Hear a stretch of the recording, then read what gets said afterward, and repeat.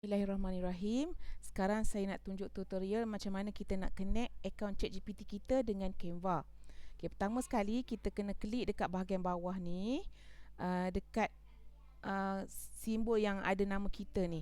Klik sebelah kiri yang ni, kemudian kita klik setting.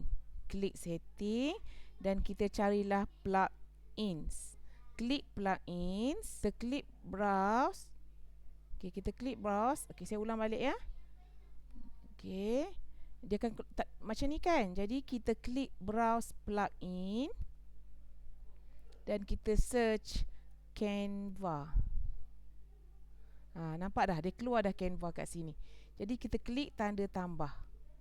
Kemudian dia akan terus connect ke Canva. Okay, jadi kita tekan je allow. Kita dah connect tadi kan.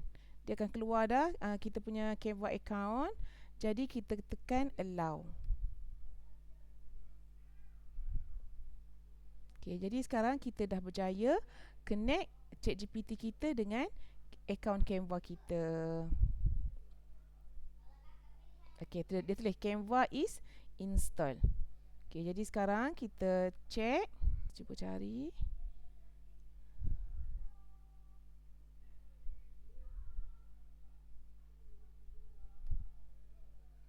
Satu poster. Okey, kemudian saya kata sambungkan gambar ini dengan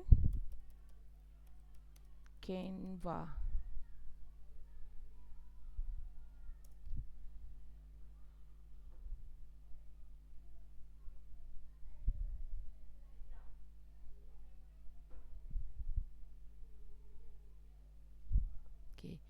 Kemudian kita allow. Dia akan tanya allow ChatGPT to use Canva.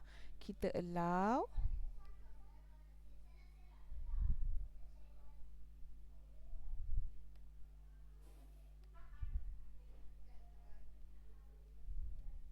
Dah keluar dekat sini. Customize this design. Jadi kita klik customize this design. Dan dia akan connect dengan kita punya akaun Canva. Kan dah siap kan? Jadi kita tak perlu download.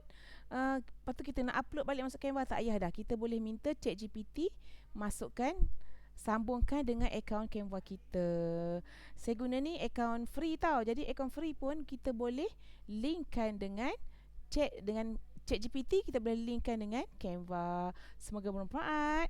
Bye bye.